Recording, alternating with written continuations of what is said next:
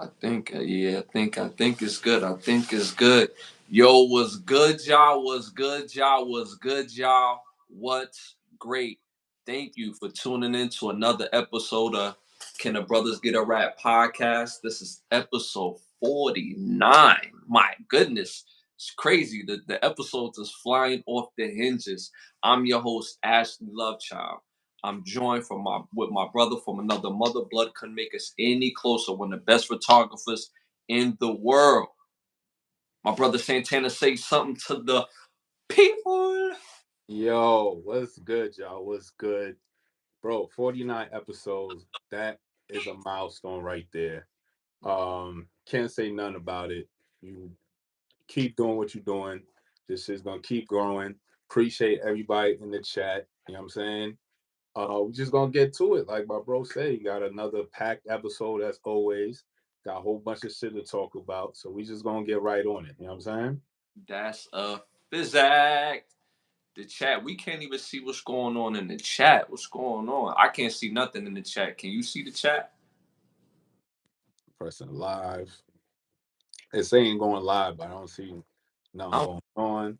Yeah, I don't see chat. If y'all chatting, we can't see it. So you know what I'm saying? Throw them up so hopefully YouTube will stop YouTubing and do what it's supposed to do. You know what I'm saying? So we can see the love and we can give y'all that love right back. Yo, got my notes. Y'all already know what type of time we on. All right, so you already know, starting off with our first segment, Popular Opinions. This segment is brought to you by OUV Records, where the label motto is to create, document, and inspire. To stay in tune with the latest and the greatest of music and merchandise, go to Instagram right now at OUV Records. First question of the night, y'all. Which would be a better movie if it was better casted? Which one of these would be a better movie if it was better casted? Number one, Biker Boys. Number two, Waist Deep. Number three, Two Can Play That Game. Number four, Torque. He see my brother. He had to turn away from the camera because he's laughing already. He heard Torque, and immediately I kind of knew where he gonna go with. Man,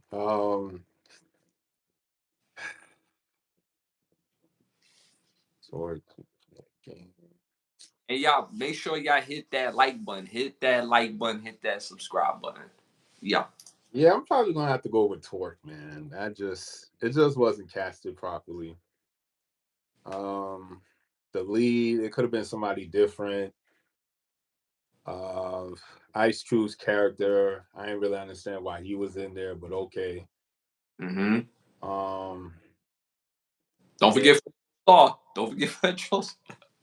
Oh, Don't yeah, forget. I was gonna forget about Bro, and I definitely did ass forget he was on that movie. It just wasn't casted right. Yeah, that's my choice. And the other ones were decent, but this one, as far as casting, nah.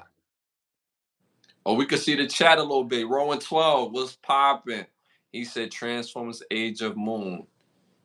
That's not even on the list. And It's which one of these that's on the list? It's on the list. It gotta be from the list. Gotta be from the list. Um Federal Star's character is the reason why Ice Cube went on the warpath. Like they choked him out with a bike chain, and then he went on the warpath. Like you know what I'm saying? I'm just saying. I'm just throwing that in there. Like that was what I'm just saying, like it just wasn't. They just needed to redo the whole cast. And just redo everybody, kid. I actually like Biker Boys. I actually like Biker Boys. I get why they would put Biker Boys. But I actually like it though. It's not Yeah, doesn't need no. That's why I ain't go with it. I I could think have went with two could play that game because that could have been better yeah, casted. But yes, Torque was just yeah, yeah, it was the better options. yeah. Easily it could have been better casted. Um, one like Anthony Anderson is giving Morse Chestnut game, right? So in the real world, y'all, the dude that's fugly looking, pause, ain't giving the ladies man or who looks like the ladies man no game. You know what I'm saying? Like that's not realistic. You know what I'm saying? So definitely could have been better casted. Biker Boys, I actually like Biker Boys, like you said. It could have been a better script, more so better casted, in my opinion. You know what I'm saying? But the reason why I'm going with Waist Deep, because when I watch Waist Deep, the story is not bad. It's not even badly written that bad. It's not too far off with the script. It's a couple of nitpicks. But if you watch Waist Deep, it's really it's really the people who's casted, like Tyrese, my God, like So you going Waist Deep over Torque. yeah. That's what you tell him. Yeah. So Torque so wait. So Torque is alright too, right? Everybody No, on there, no, everybody no, that's not what I'm saying. I'm saying this is what I'm saying, right? If you get better casting for Torque,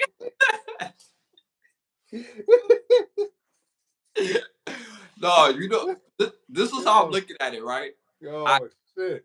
if you get better casting for Torque, Yeah. I get another version of basically Fast and the Furious, right? But if you get a better casting for Waist Deep, I think Oh you get, man. I think you get basically like a version of Dead Presidents. I think you get a lit ass movie if you get a better. That's why I went with that. Torque is the most ass movie on the. Like let's keep this clear. It's mad butt. Let's keep this clear. You know what I'm saying? Oh my god. Especially the ending when it was going so fast, where it basically melted niggas to skeleton bone. Like, come on, like this is ridiculous. You know what I'm Yeah. saying? Complete. But Buddy on the Bike is good though. He's great. But Everybody else is cooked. it's cook ham. You know what I'm saying? So, but again, the reason why I go Waist Deep, because if that's a better if that's better casted, we get in a top tier classic movie. So instead of Tyrese, let's say at that time, let's say you go with, let's say Denzel. Let's say Denzel. Denzel plays Tyrese. Angela Bassett plays Megan Good's character. Uh, Mm-hmm. who else? You definitely needed to get somebody for. Matter of fact, no. I think what you call would have been too old for that character. If you take Tyrese out and put in pause, um, the dude that played his basically his right hand man, Lorenz Tate. So, Mm-hmm. so if Lorenz Tate plays Tyrese character, you get somebody who's very seasonal to play the Making Good character, and then you make game character meet pause more like the enforcer, and have like a real actor as like the head dude in charge. You know what I'm saying? That has the chops. I think that movie is a classic. That's why I say that. But Torque is garbage. You know what I'm saying? But I'm going with Waist Deep on this one, because of, if that was better casted, we're talking about Dead Presidents. We're talking about like one of those type of movies, in my opinion. You know what I'm Right. saying? What they saying in the chat? Hello, boys, child from Italy. Oh, shout out to Italy, man. Shout out to Italy. Shout out to you. Shout Shout out out. to Carlo. Shout out to you. Bet. So the rest of the world, they went with Torque at 32%. Yeah, because Torque gotta go. Yeah, Yo, Torque is buns. Torque is so bun, son. Torque is buns. I will say that there's no debate if Torque is buns. It's just, like I said, I gave my reason why I don't want to, like, keep regurgitating, but you know what I'm saying. But yeah, Torque is trash. All right, so moving on to the next question. If you had an NBA franchise all time, which center at their best you're taking? Number one, Kareem Abdul-Jabbar. Number two, Wilt Chamberlain. Three, Hakeem Olajuwon 4, Shaquille O'Neal.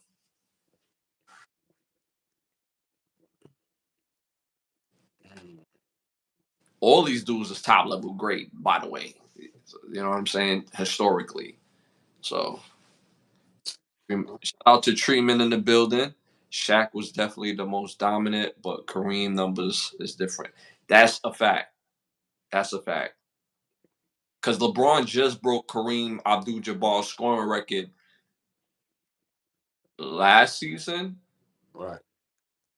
And this is a record Kareem Abdul-Jabbar has had since the 1988, 89, 2024. Not to mention he's probably the most I think he has the most rebounds ever. He's top in blocks. He's won 3 national championships in college and I think like 5 NBA championships and like 5 MVPs in the NBA. But we starting this franchise team with in today's time. Yeah. We have everybody that you mentioned on the list top tier. Yeah. At their best. At their best. Top tier. Shaq packing heavy. Pause. I keep forgetting wrong, Tom. I gotta read your comments low and slow. Pause. I'm gonna have to go with Olajuwon, son. Yeah, Olajuwon is a solid pick, bro. Olajuwon is a solid pick. Me personally, that one is. Cause I like Shaq. I like Shaq. I'm a big fan of Shaq. Pause. He was dominant. And then LA Shaq was different. LA Shaq was just crazy with his. Wilt Chamberlain, I seen his stats and they're crazy, but at the same time, to me, it comes down to Akeem and Kareem Abdul-Jabbar. But if we're talking about today's game, because they both have similar body size, they was agile, they could both shot block. Kareem is a little taller. Kareem was like 7'2". Akeem is 7 foot. I don't think you could go wrong either way. I think it depends on the rest of my 5, but if I'm starting my foundation, I'll probably go with Kareem. Because to me, you getting the same out of both. Because Akeem, he gonna give you more moves. He had more moves than Akeem had more moves than Kareem Abdul-Jabbar. He had more moves, and defensively, they both was defensive nightmares. But I'll go with Elijah. I'll go with Kareem Abdul-Jabbar to balance that out. The chat, End of the Rock, Storm, basketball. What's up doing then? That's man, where you go for vacation. Yeah, I'm gonna go with Jabbar. You gonna go with Akeem. The rest of the world, they went with Kareem Abdul-Jabbar at 33%. Very close, very low. You know what I'm saying? They asking where you was at on vacation. Oh, I went to Mexico. What they saying? Y'all are broadcasting your IP. Everyone can pull your address. Really? Well, I'll look into that afterwards. I wouldn't know, but ain't nobody pulling up on me, so it's all good. But I appreciate that. Thank you. What the fuck? That was funny. Yeah, ain't nobody pulling up where I live, and ain't nobody pulling up where my brother lives. So no, the dude talking about wrestling season. What the hell? that's funny. All right, so we moving on. All right, next question. Best movie on this list. So number 1, we got Love and Basketball. Number 2, we have The Bodyguard. Number 3, we have Soul Food. Number 4, we have Love Jones. T-Pain was caliente. I'm going with Love and Basketball. Why? Out of all of them, it's the more for me more rewatchable than everybody out of that list. I'll pick that movie first before all the others. I like Love and Basketball. Love and Basketball is a classic in my opinion. That movie's a classic. I don't understand how you don't like that movie. Overall, Soul Food, best movie on this list. Um, It's a I, good movie. It's it's just I have to watch it at it's a certain point. Yeah, not a point, but I gotta feel a certain type of way to watch it. that's a really good movie. Like Soul Food is one of the movies. Once it's on, you're watching.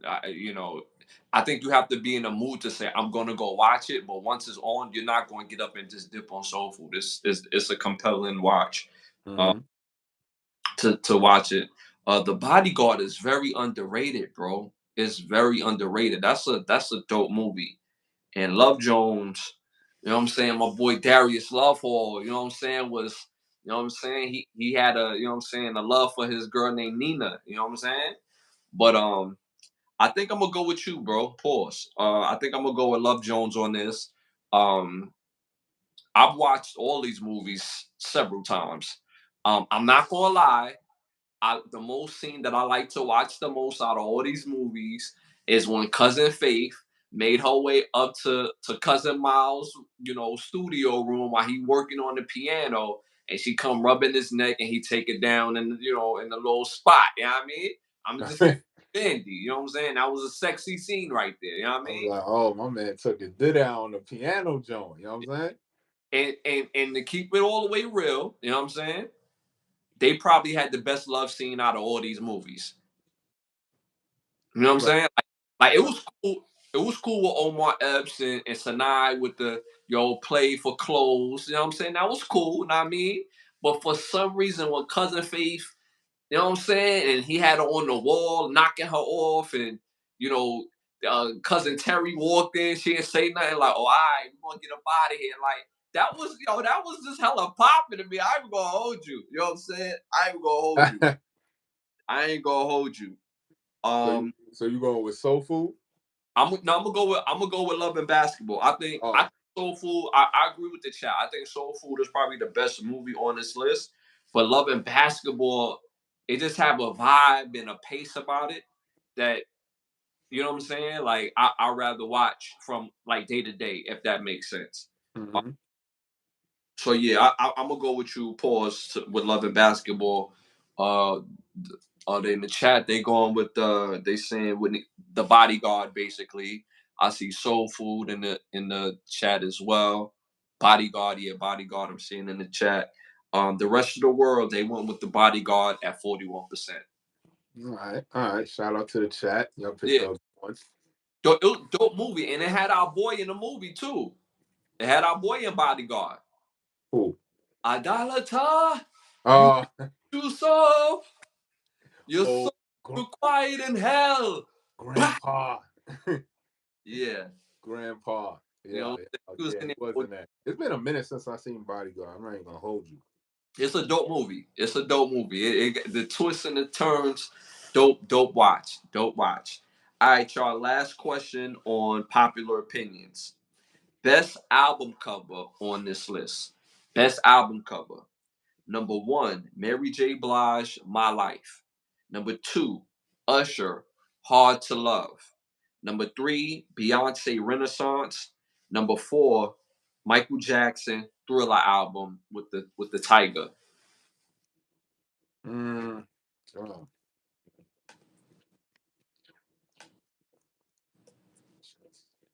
I already know what I'm gonna go with this on this list right here.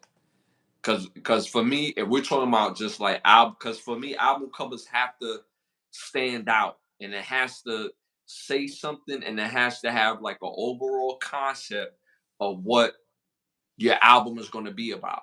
You know what I'm saying? And for me, based on this list, like the most dope looking to me on this list has to be Michael Jackson with the Thriller with the little baby suburban tiger. You know what I'm saying? Or whatever they call. But bless you. But I'm gonna have to go with the chat. I'm gonna have to go with Treeman.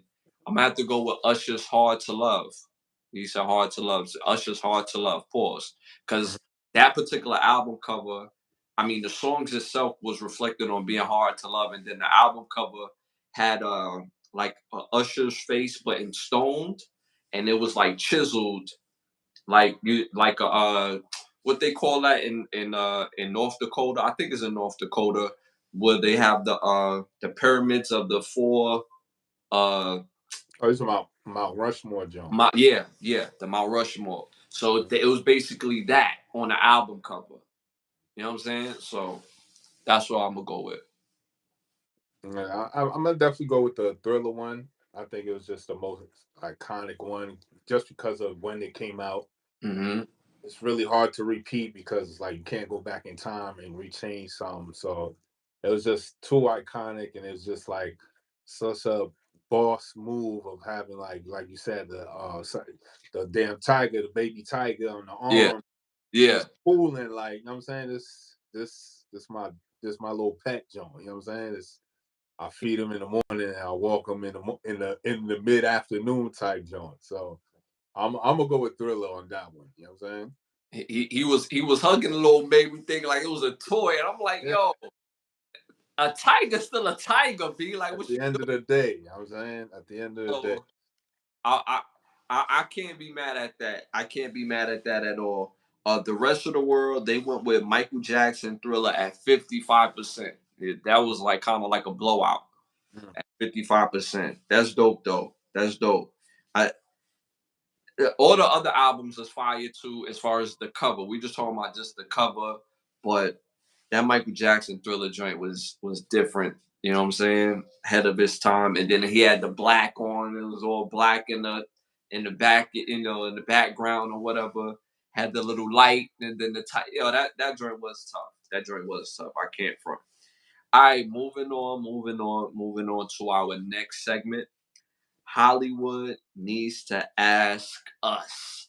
This segment was brought up because of movies that are out now is just straight trash. How many movies that you could say right now you could look up and be like, you know what, I'm gonna go to the movie theaters tomorrow and watch one of these movies, and there ain't nothing out. Ain't So that much. you know what I'm saying. So they need to ask what we need to see. So you can start this one off. I need to see a movie about the hitman Nate Boone Craft. I need to see a movie about him. He's very prominent in the late 80s and early 90s. If you're watching BMF on Stars Now, he was prominent around that time. Well known in the streets as being a stick up man, hitman, hired gun, Hmm. all that in Detroit in the 80s in the crack era. So you had the best friends, you had Maserati Rick, you had what's that white boy, we had white boy Rick and all these different other gang organizations, and everybody fighting for power in Detroit, and Nate Boone Craft and his crew, you know what I'm saying, carving their way and making their name out there. He has a lot of interviews you could catch on YouTube now. His stories are very compelling, and I think they could turn any one of his stories into a movie. He's a pretty interesting guy, son. During around a very tumultuous time in history, there's no way to go around it. But the stories he tells is pretty interesting, and I think that Nate Boone Crab deserves a movie or at least a series. You know what I'm saying? Hmm. Hmm. That would be dope. That would be dope. I only thing about this dude, he admitted to doing mad bodies, and he's as free as a bird, dog. Like that makes me wonder about some things. So I want to know why he's free as a bird and just talking so casually about like the way he talk about his murders is like he's reading off his own baseball card. Like Yeah, the that's what I'm saying. The shit's mad. It's a lot of weird stuff going around. You know what I'm saying? Mhm, And then Detroit in the '80s was just a wild time anyway. So it was mhm. on top of all of that, with all the political strife and everything that was going on in the '80s in general, everywhere. It was just, you know what I'm saying? It was just an interesting time to just be alive around that. And this was right before BMF, before BMF was even a thing. They had these dudes in Detroit at that time was called the Country Boys, because they was from like Mississippi or something like that, and they're the reason why they depicted the Carter building in New Jack City. They Mm-hmm. they took over a Project City building, and basically what we saw in the movie of New Jack City, as far as how they took over that building, was basically them in the 80s. That's what And I'm saying. 80s was a wild time, son. and the only reason why they got caught, I mean, well, they got caught, but what corroborated with the stuff that they was doing, there was somebody that had a video camera that was videotaping everything, one of the homies. And you know what I'm saying? That's how they was able to be like, see, they count the drugs up, they baggy over here, they smashing chicks, and you know what I'm saying? Like all this was on tape. So I just thought that was very interesting. They was called the Country Boys, but I forgot their official name though. So yeah, that would be interesting. But I know he was contracted through the Country Boys on some of his on his on his Runs. versions. So yeah. So yeah, so that would be dope. That would be dope. That would be dope. Mike Tyson or Jake Paul. Yeah, come on, man. That's Mike all day. If they gonna fight straight up, then it's definitely Mike. Jake Paul don't even have a shot if they fight straight up. But they're gonna have all these different rules for that. So but yeah, all right. So that would be dope. For me, Hollywood need to ask us. I want to see a movie about the the incorporation and why it was important to own these things, right? I want to see a movie about the companies and the families that own colors. Mm-hmm. Like a lot of people don't know, the color blue is owned by a family. The color yellow is owned by a family and a corporation. Why is it important for them to own these colors outside of the financial aspect? And how did they even come up with the concept of even owning the colors? And what the financial and what their financial benefit and tax benefit has been throughout the years.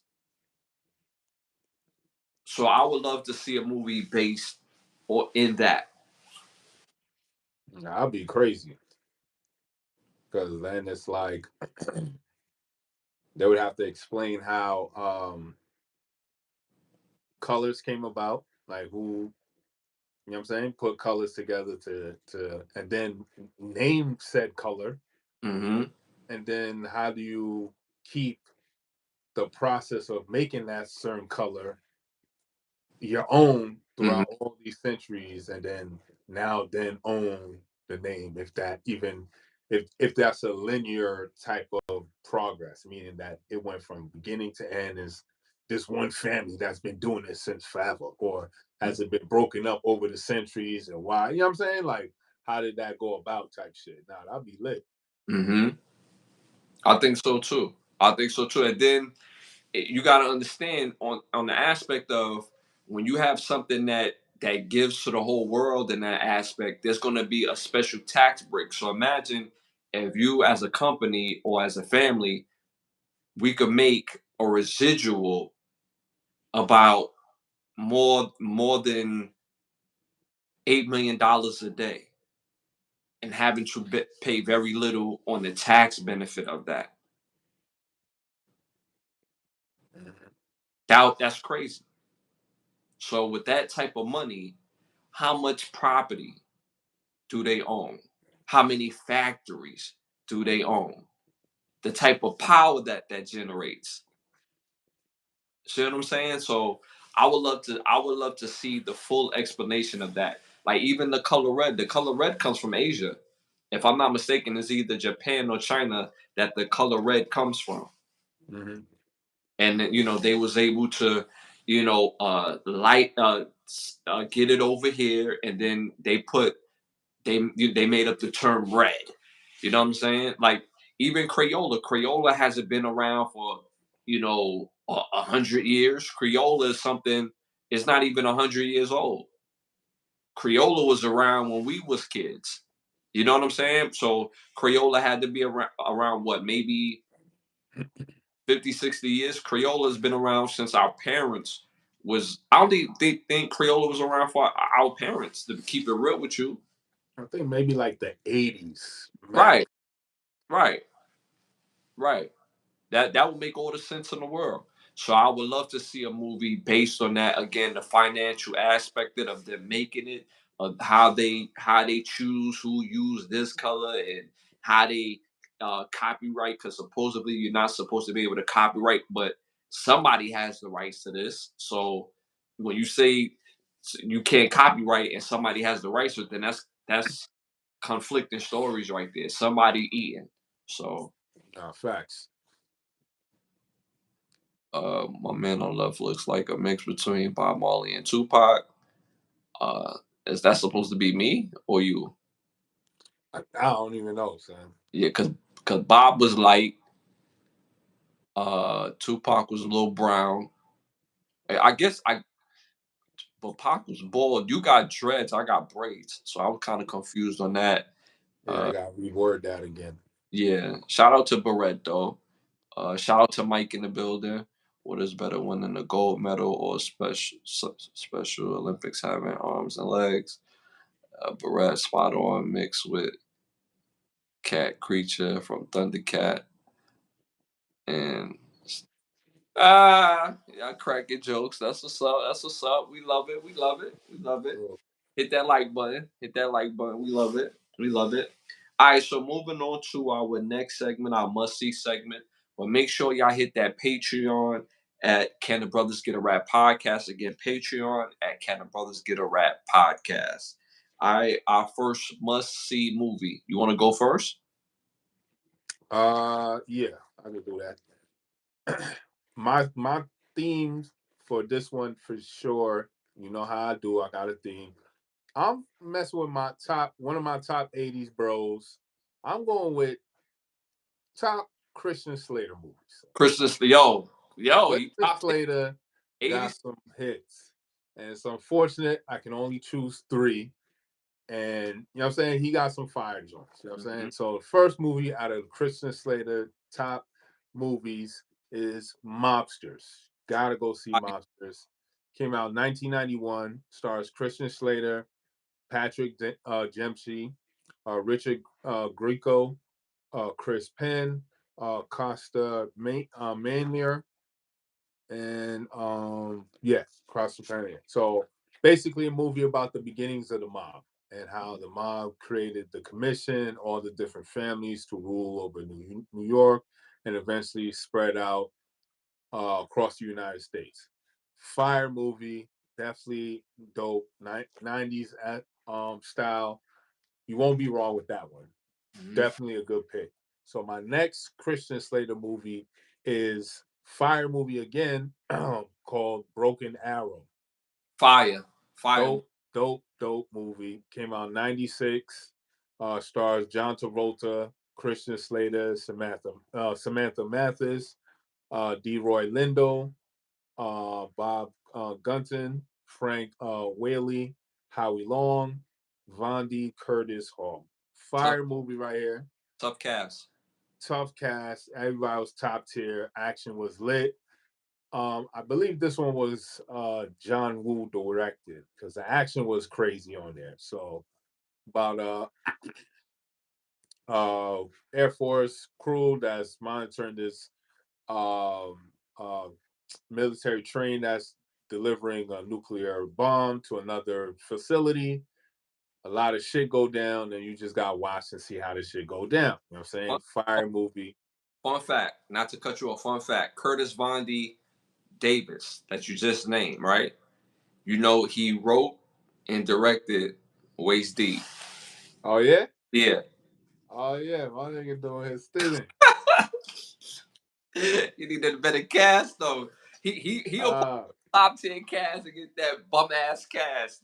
oh son. He's like, I had to keep the cost low. Hey, Yo. all right, so my last one of my top Christian Slater movies. It's one of my favorites. It's called True Romance. Came out in 1993.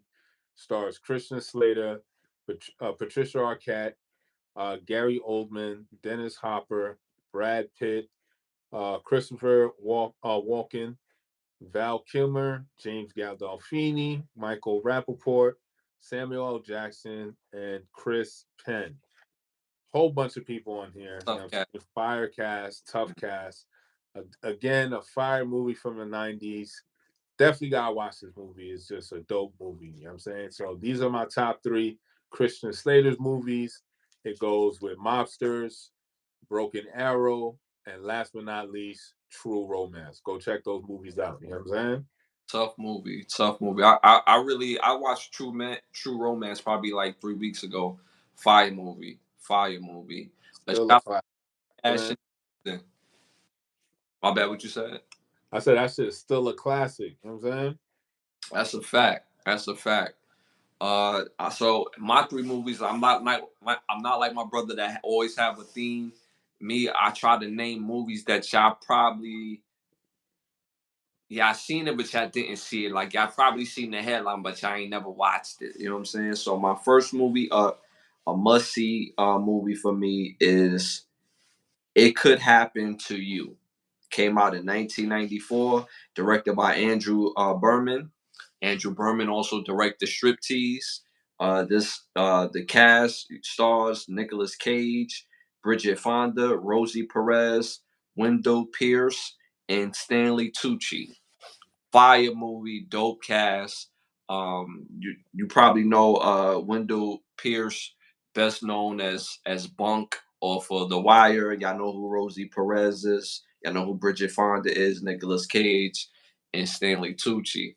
A dope movie about a cop who hits the lottery, and he tells this waitress that he was at the restaurant, didn't have enough money to cover his bill. He said, if I win the lottery, I'm gonna come back and bust it open with you. Of course, the waitress was like, man, get out of here. You ain't winning no lottery. You ain't with no lottery. You know what I'm saying? Like, yeah, it's just whatever. And then you gotta see the rest of the movie. So make sure y'all tap into It Can Happen to You. Dope movie. My second must-see movie is called Mind Hunters. Came out in 2004, directed by Rennie Harlan. He's only a legend. He's directed stuff like something called Die Hard 2, Cliffhanger, and 2 other movies like Long Kiss Goodnight and Deep Blue Sea. Not that big of a deal. No, light work. Light work, you know what I'm saying? It stars Val Kilmer, Christian Slater, LL Cool J, Corinne Morris, and Will Kemp. Dope fire movie. It's about an FBI agent taking a new class of agents to like this remote island, and they set up this game where they teaching them how to catch a serial killer. And you gotta watch the rest of the movie. Got to. Fire movie. It's a head cracker. Pause. My third and final movie is called Kittlehood. Again, it's called Kittlehood. Came out in 2006, directed by Mahi Hada. Stars Noel Clark, Red Mildren, Aim Amin, Adam Deacon, and Cornell John. A dope fire movie. Is one of my London movies. I love watching them London movies. It's about high school kids going through real situations in the street and in school, and you have to see the rest of the movie. It's a must see. So again, my movies is Kittlehood, Mind Hunters, and It Can Happen to You. So make sure y'all tap into those movies. That's a fire. Nah, that's a fire dope list right there, son. Real talk. Appreciate that, my brother. Appreciate that. All right, so moving on to our must hear segment of this show, this episode. All right, so my 3 albums that are must hear. Number 1, Dark Sky Paradise by Big Sean. came out in 2015. Must hear. Probably his best album, period. All right. My second must hear album is Mark Morrison, Return of the Mac. Came out in 1996. Yeah, I probably heard this song 100 times before Return of the Mac, but the whole album is actually fire. So make sure y'all tap into Mark Morrison, Return of the Mac album. Again, I'm sorry. And our last album, Tiana Taylor, KTSE, came out in 2018. Fire album, very underrated, not talked about, but fire album. Again, Tiana Taylor, KTSE, Mark Morrison, Return of the Mac, Big Sean, Dark Sky, Paradise. So make sure y'all tap into those. All right. Our next portion, our must see show or classic show. You want to start this one off? It's definitely a must see. It's too early to call it a classic, but it's definitely a must see. Must see show you gotta check out is called Mr. Robot. Came out in 2015. It was on the USA Network. Had 4 seasons. It stars Rami Malek, Portia Doubleday, Carly Chakin, again, Christian Slater, Martin Wallstrom, Stephanie Kornhausen, pause, Grace Gunner, Michelle Kristoff, and B.D. Wong. Fire move series is about this dude who has split personality disorder, but he doesn't know how strong and prominent his other personality is, and doesn't realize like how strong and prominent that other personality is within what's the thing I'm trying to think of with cracking codes and going into computers and doing all that back office and stuff like that. So he creates this society that wants to pretty much take down society. So it's a dope series throughout the full, huh? So he the computer whiz? Yeah, he the computer whiz. You know what I'm saying? You know what I'm saying? He got the glasses to see the game from the parking lot. You know what I'm saying? he more lit than Fletcher, son. More lit. Fletcher ain't fucking with him, son. You know what I'm saying? Because you know Fletcher could go to jail for this. You know what I'm saying? I thought we told you to hack the computer. Why are you not hacking the computer? But yeah, he one of them, son. He one of them, son. So yeah, Mr. Robot, dope series. If you ever get a chance, check it out. It's on USA Network. Again, it came out in 2015. Got 4 seasons. Won't be sadly mistaken. Fire, son. Check that joint out. And I noticed you mentioned BD Wong. BD Wong, low key, has his catalog is crazy, but it feels like he's always typecast. Is he playing like a doctor or like a therapist in this show? Just see who his face is real quick. Yeah, he's not his catalog is crazy. He's in a lot of shows. He's in the Special Victims, SVU. Oh yeah. He played. All right, so this guy played a cross-dressing like liaison to like the Chinese cartel niggas. So there's a part, yeah, Wow. there's a part where niggas get caught up with the Chinese gang and Chinese army type shit, and Buddy plays the liaison, like Okay. the go between. Yeah. And Yeah. I'm like, Yeah. I'm not surprised because he's admitted that he's homosexual. So I'm not surprised. all right, well yeah, so that was his character. Okay. You know a movie that not to go off topic when I watch it, it's funny to me because as a kid it was like, oh, this is a dope movie, but as a grown man, he doesn't strike me as like a masculine fellow because he's mad petite. You know what I'm saying? BD Nigga said masculine fellow. you know what I'm saying? He mad petite, like, you know what I mean? So remember the movie Substitute Teacher? Substitute teacher. Where Is uh that the is that substitute, with that crazy white dude that played in Platoon? I think he did play in Platoon. It was him, right? Uh uh I can't remember the actor name. I should know his name because he's in one of my favorite He movies. always just came to school looking mad disheveled and Oh no, just no, no, no. He was the substitute. It's called the substitute, not substitute teacher, the substitute. And something happened with the original teacher, and then this particular teacher, he's coming from the military. He had to mop a couple people up, and BD Wong is playing like the head honcho of the old bosses. And it's like, yo, like as a kid, it made sense, but as a grown man, it's like, yo, ain't no way BD Wong holding no weight. Nowhere. Like, you know what I'm saying? He mad petite, bro. Like, nah. And he knocking chicks off, like he's smashing the bad chicks. It's like, yo, there's no way. Like, this is not realistic as a grown man. You know what I'm saying? yeah, So he been putting in work, son. he was putting in work, kid. They get money in Akron. You know what I'm saying? They was somewhere in Akron. He was getting money in Akron, B. But yeah, dope, dope, dope. All right, so my classic show, I think it's a classic at this point. It's a bit of a must see and a classic to me. It had 4 seasons. It came out in 2014. Friday Night Tykes.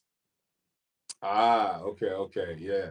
That show was so entertaining watching the little ones playing Pop Warner football and them showing their lives and their journey throughout the season and what it takes to play, Pop Warner and all that. And I just was so engulfed in it. And then being that it came out in 2014, we in 2024. So I'm looking up which kid, stuck with it and continue to play football, and you know what I'm saying, and if they have where they're at now, and this, that, and the third. So I remember one kid that was like the Michael Jordan of like their That thing. that My Lee, huh? Yeah, Mizon Miller. He was running touchdowns, making all the tackles, and he was like the special player. But he put in so much work from little league and into high school that after high school he was like, yo, I'm done with playing football. And that's very realistic because when you play football from when you're little all the way to high school, you kind of get worn out before you even get to college, because we're talking about 8 years old all the way to 17. That's a lot of seasons, bro. Mm-hmm. You know what I'm saying? So it's a dope watch. Y'all gonna enjoy it. It's a dope watch. Make sure y'all check out Friday Night Tykes. All right, you got cologne for us? Definitely gotta smell good for y'all. You know what I'm saying? You look good, you feel good, you dress good, you gotta smell good. So you need this bottle of cologne to get that smell good, feeling right. You need a bottle of True Western. The scent is called Yellowstone Ride. Can't go wrong with it. You know what I'm saying? You got your right fit on, got the right date that's about to meet up with you. Get you a bottle of True Western, Yellowstone Ride. I'm telling you, you're gonna be all right that rest of that night, son. So you look good, you feel good, you smell good, you're gonna do good. Get you a bottle of True Western Yellowstone Ride. Yeah, make sure y'all get right, man. Ain't nothing like smelling good and walking to a spot and having all the women like Breaking their necks, looking like, oh, who that? smelling like that. Like, you know what I'm saying? Smell like new money. You know what I'm saying? And I'm broke, baby. Yeah, I ain't got no money. You know what I'm I can smell a nigga with money. saying? Saying, yo, get your smell good, fellas. It's important for men to smell good. All right, moving on to time to rap, y'all. It's time to rap. This segment is brought to you by Button Snaps. You get original movies as well as classic movie shows and documentaries, all for your viewing pleasure of $4.99. All right, first topic of the night in Time to Rap segment is five-star Kamani McLean enters the transfer portal to leaving Colorado. What do you think about that? Who is he again? Carmani McLean. He was the #1 cornerback going into college a year ago, and Mm-hmm. he played as a freshman at Colorado. He probably started about 2 games, if I'm not mistaken. But Deion Sanders have been holding him accountable every step of the way because people kept asking, when is he going to play? When is he going to play? And Deion Sanders' reply was, and this was during the season of last year, when he starts taking the program serious, meaning him watching his, doing his due diligence when it comes to film, him doing what he needs to do in the weight room, and such and such. What do you think about that? I mean, he's probably trying to, as the player, he's just trying to see where he can play. Um, he's making the opportunity. You have the opportunity, and you're gonna take it. You're gonna use it to your advantage. But I mean, he's a young player. He's not, I guess, being receptive to what the coach is telling him. Because once you understand the system of college ball, no matter where you go, the system is the system. You know what I'm saying? So he wasn't telling you anything out of the ordinary, out of pocket, out of character. You know what I'm saying? Out of what to expect out of any collegiate program. You know what I'm saying? So if he felt the need to better his opportunity and his experience and his playing time was to transfer, then you know what I'm saying, Mm-hmm. by all means, make that choice. You know what I'm saying? Mm-hmm. I don't know. Like I don't. I do know. Um, I like this. Is how I look at it, right? Because in the chat, they hope he lands on his feet about the go position. Yeah. So Deion Sanders is the best corner of all time. You go to a school with another corner who's probably the best player in college football, in Travis Hunter. When Travis Hunter went down, Travis Hunter was giving him as much pointers as he could give him, like being on him so that way he can start, right? Hunter had to miss 4 games. So he started in 1 or 2 of those games, if I'm not mistaken. But he didn't he played his best, but he made a whole lot of mistakes. So Mm-hmm.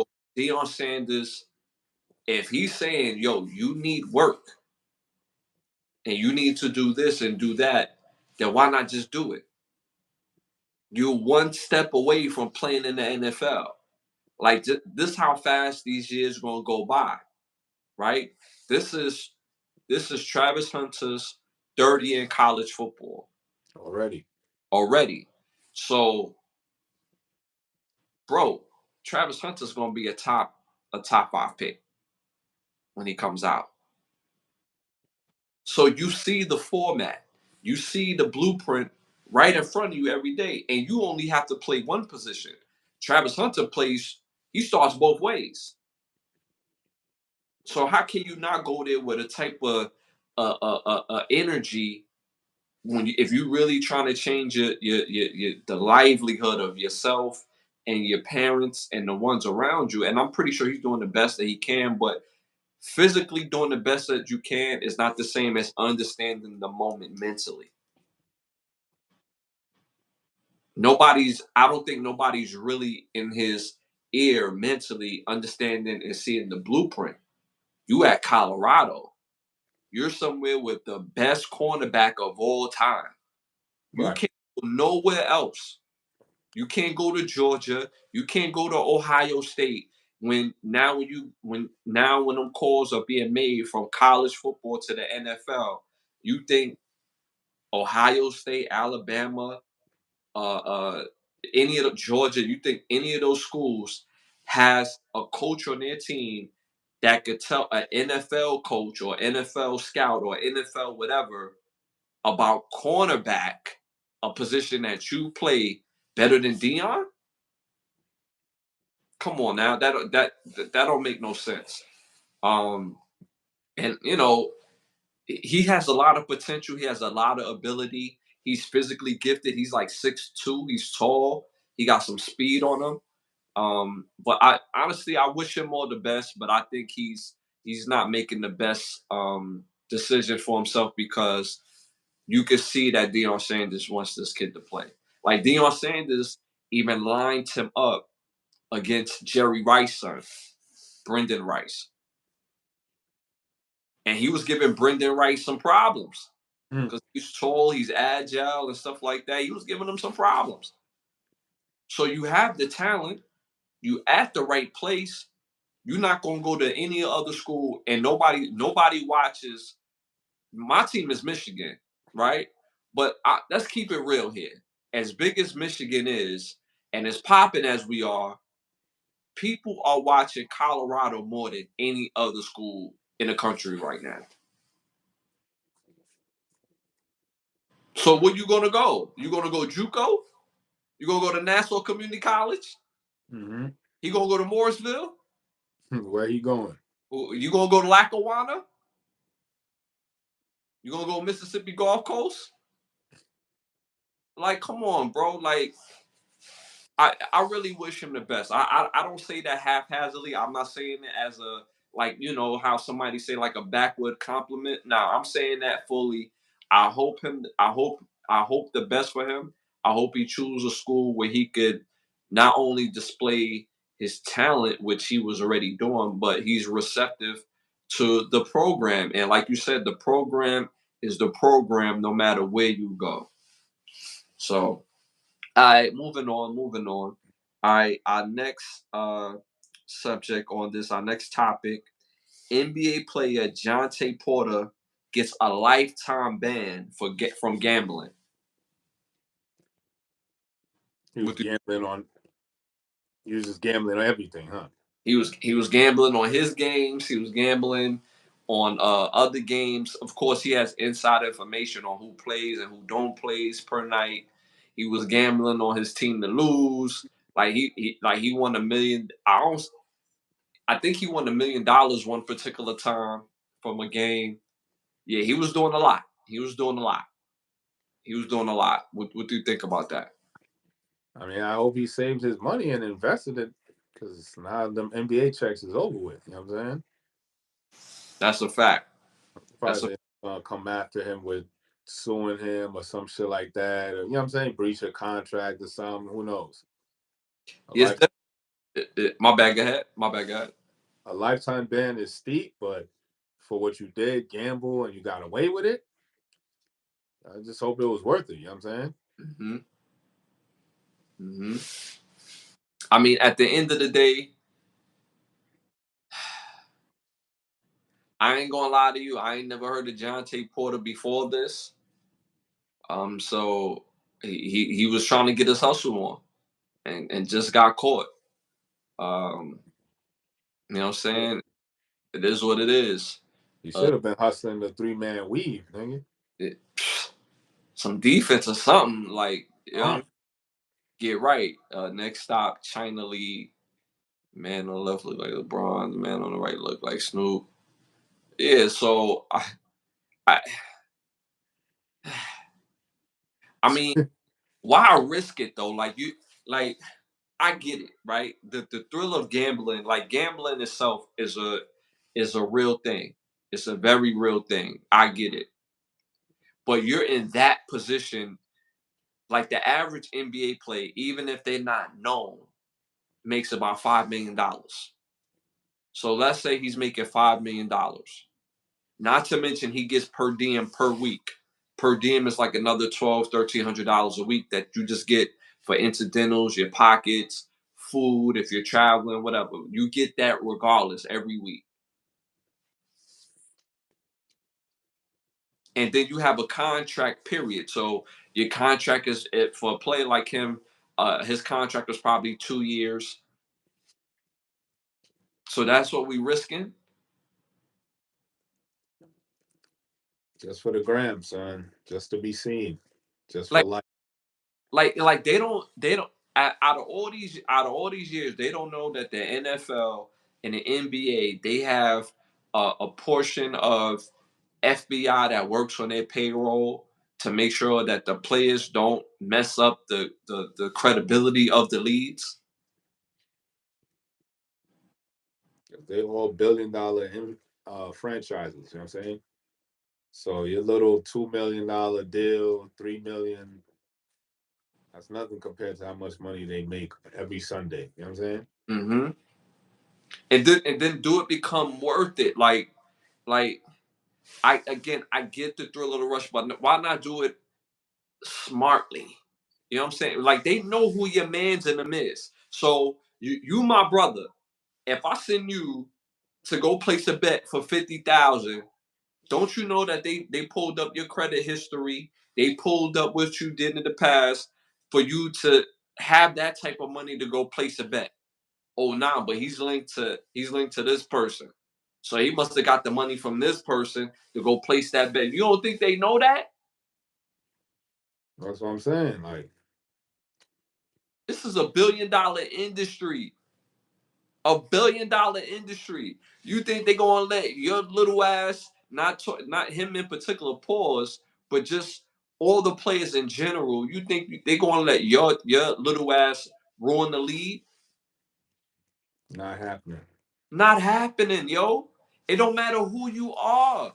Look at Kobe. Kobe was the face of the NBA for a long time. When that stuff happened in Colorado with the girl, it was a wrap. He was no longer the face of the league.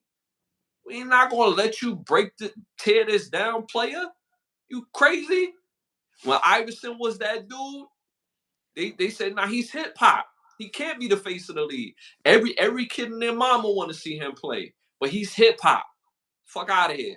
Get out of here. He's hip hop. Matter of fact, we're gonna change the dress code. He can't be the face of the league. He's gonna get into trouble. You feel what I'm saying? Like, yo, Saint John Morant. John Morant was just in line to be the face of the lead of the NBA. And what happened? All the stuff with the guns and all this stuff. You think they're gonna let you mess up the league? Yo, what do these dudes be thinking, man? No idea, son. So at the end of the day, you just put yourself in a situation, and you could have possibly took your family out of a situation. Congratulations. Congratulations. Crazy. All right, moving on to our next topic. New York City has now have something called the barnacle. It's called the barnacle. It's called the barnacle boot. They replaced the boot, like how they put the boot on the wheel. Now they placing the barnacle boot on the windshield of your car. So if you haven't did what you're supposed to do, so now your whole driver side and parts of your passenger side you can't even see out of.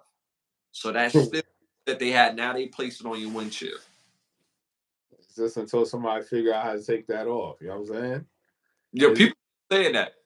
It's just gonna be a cat and mouse. That's what I love about New York. Man. Y'all come up with something until somebody else figure out how to crack it, and then it's just back to the rat race again. You know what I'm saying? Like, oh, this all right, that's cool. Now we got this new joint, and they're like, oh, okay, we're gonna study this, watch it from the side, figure it out, and then come out and just here, this is how you take this off. You know what I'm saying? Mad So D40.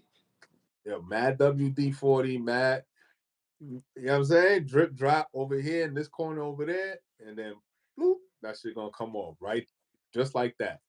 What they need to be more focused on is like all these tickets for the 20 mod years of you giving out tickets, and so you mean to tell me that all that money collected for 20 years, it just goes in the collection pie and goes right back out again? Yeah, Like, where does that all that money go? Like, yeah. you know what I'm saying? Like, how could all that money be spent? You know what I'm saying? And you can't tell me you spent it and put it back into the city, because the city's like looks like shit. So you can't tell me it's back in the city. You know what I'm saying? Can I tell you some ill shit? They gonna say like, yo, I'm just send the check to my house. I'm gonna check it out. Then I'm gonna look at it, take my portion out. Then I'm gonna send it to your house. You know what I'm saying? I can tell you some ill shit what they do. Yeah. All right, so with the collection of that bread, right? They already know based on per capita how much that they supposed to get.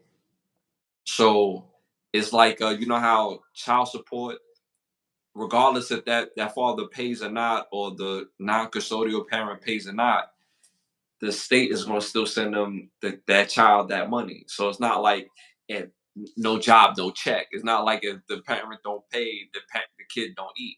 No, it's so the money's already there. So basically, they basically saying, "All right, we're going to send you, let's say for example, $40 million just off tickets per year, right? Because we're going to get that from New York City." Hence the thing of called the quotas, right? So it's money that they already have, they already sent.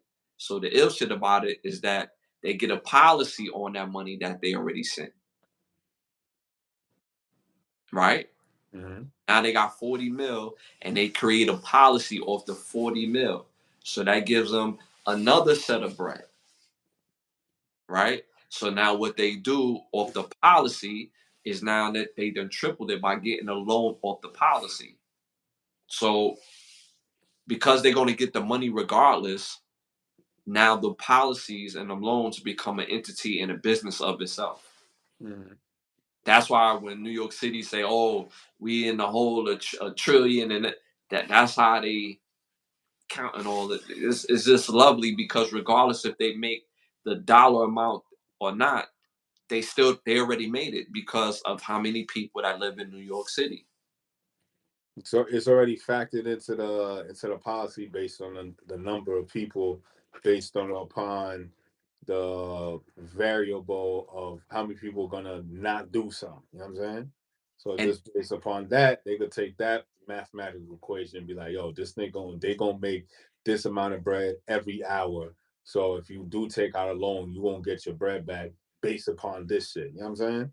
but we need 5% more people to be able to pay for this. All right, so what we'll do, we'll tap gas up a little bit more, and then we'll raise the taxes on cars. So that way, people won't be able to buy cars and be able to afford gas, and they will be forced to take public transportation.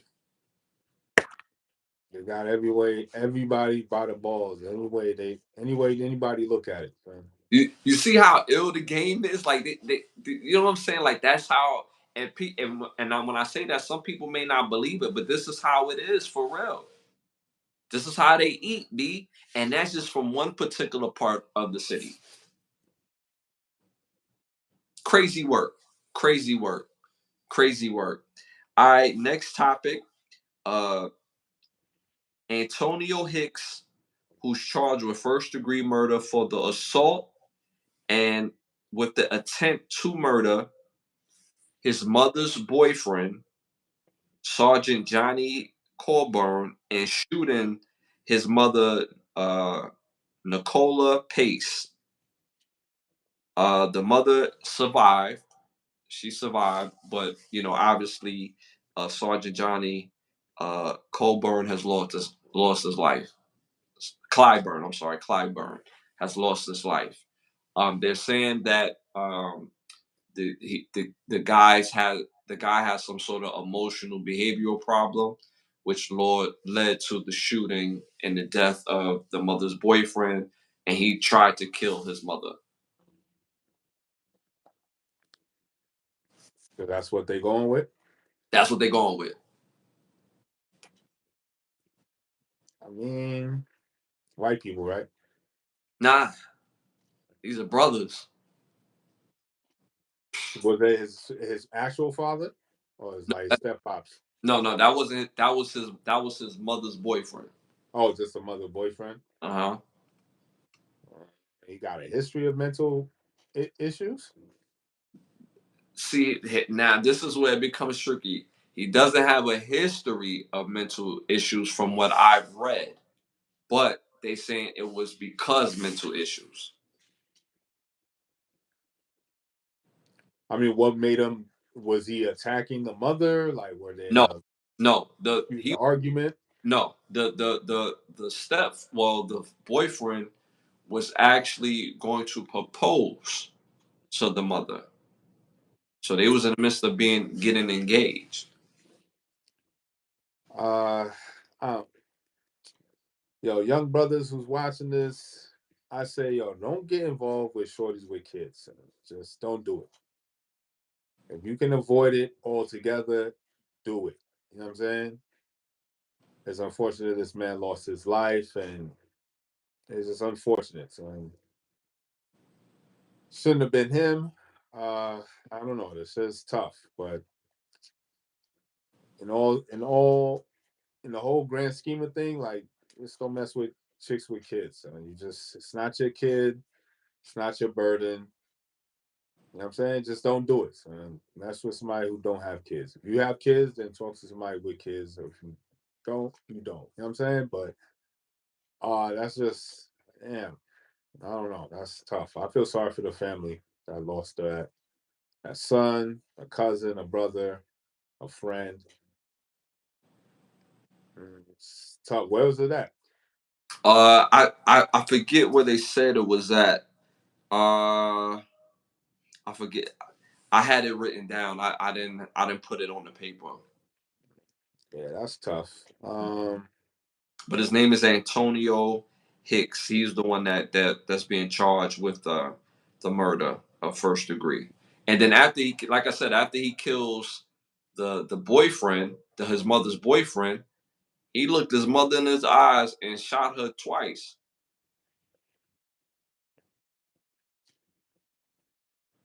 Some had to happen to trigger that shit, but either or, it's just yeah. First degree murder and attempted the first degree. Yeah, those are viable charges. You know what I'm saying? So we see how that shit plays out in court. You know what I'm saying? Yeah, yeah. So as of right now, he's charged, but he hasn't been, convicted or sentenced. And of course, it's still an ongoing investigation. But based on what they said, this is all we have at the moment. So it's very unfortunate, like you said. Somebody lost, you know, um, somebody from their family, and damn, like you almost lost your mother by your own hands and admission. That's like, that's very tough. So um, I send my prayers to the family who's lost their loved one, and I hope the mother, recovers. But the family of Johnny Clyburn, his mother believes that there's more to the story than what the surviving mother is letting on to. So obviously nothing has came out, yet. So we'll see.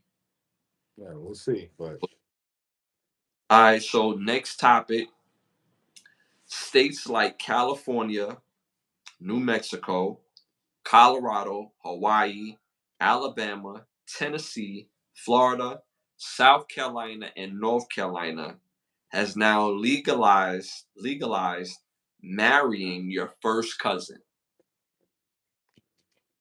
I thought you was about to say legalize marijuana, like something useful. Yeah, yeah,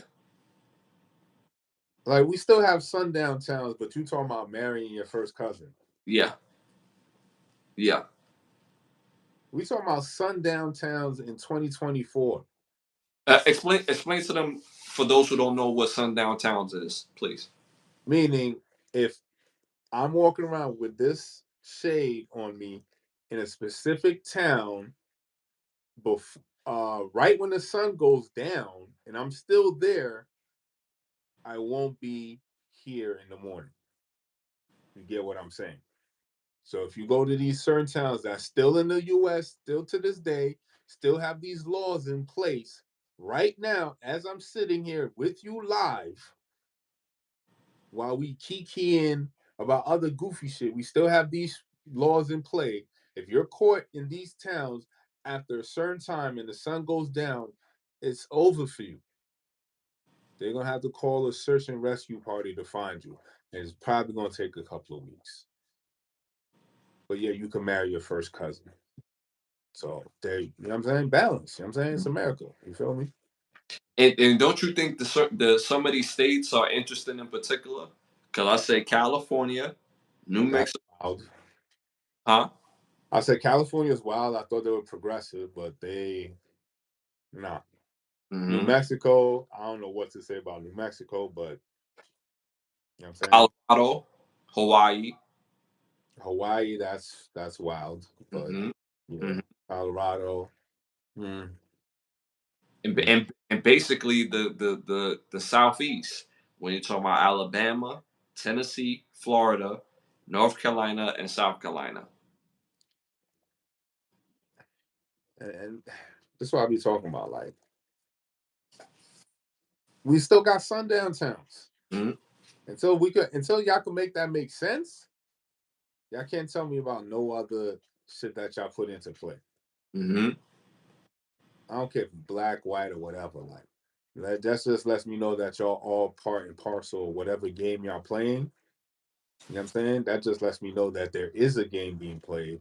We're not in part to know it's a game, or even to understand that there's rules to these games to actually even play the game. You know what I'm saying? Mm-hmm. We Mm-hmm. just fodder. We just, you know what I'm saying? We just caught in the middle, because ain't no way you could tell me that y'all went out your way with these multitude of states to implement that. And some of them states, Alabama, Tennessee, Florida, um, have sundown towns in them. You know what I'm Yeah. saying?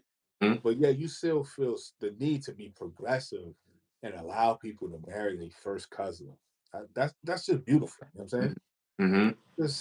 That's great. You know what I'm saying? This I just can't believe that's actually like a topic where it's like, like we could get married and you looking at your first cousin. Even if I don't care if your first, second, third cousin, like you like it's your first and second cousins are literally like that's like that y'all related.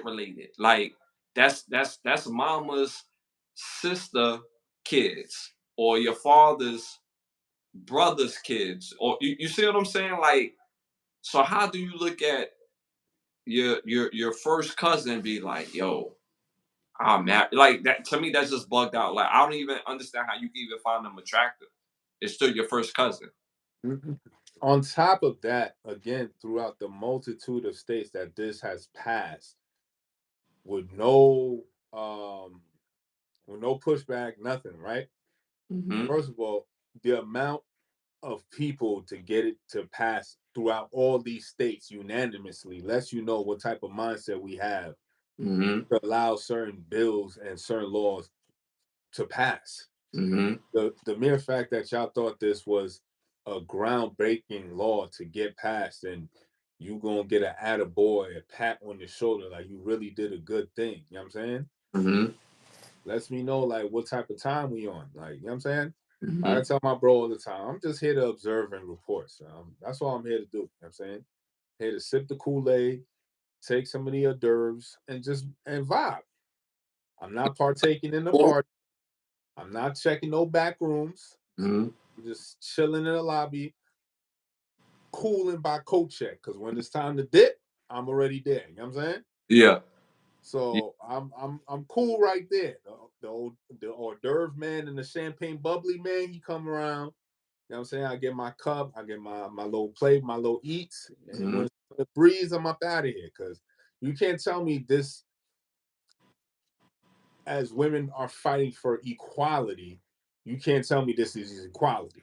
Mm-hmm. You know what I'm saying? Mm-hmm. When women tell me they fight for equality, they want female rights and women's rights, but yet they don't want to pay no bills. Mm-hmm. So what's the point of your job and you working if you're not gonna pay no bills? Mm-hmm. You know what I'm saying? Like, so what's the point? I had So someone say to me early. I say to me some days ago that you know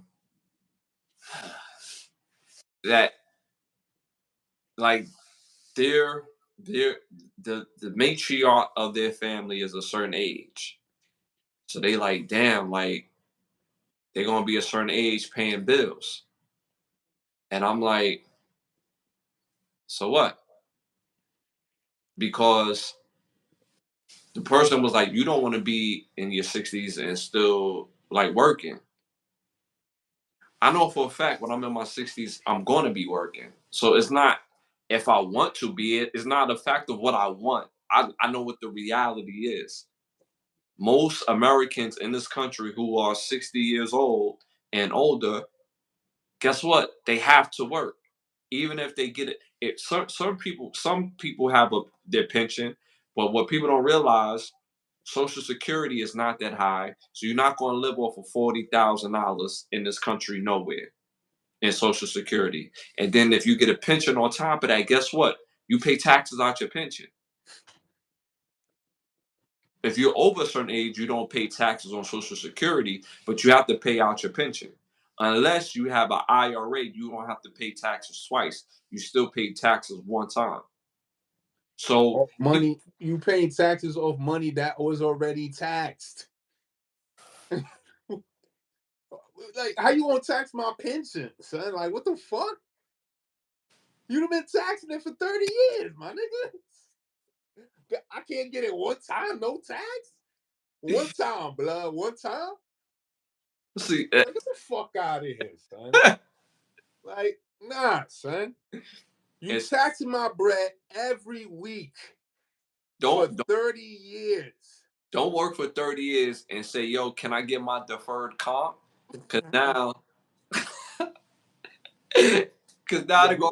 we're gonna defer your payment, all right? We're gonna defer that shit. We're gonna rape the game on you. We're gonna rape your marketing. We're gonna rape your budget.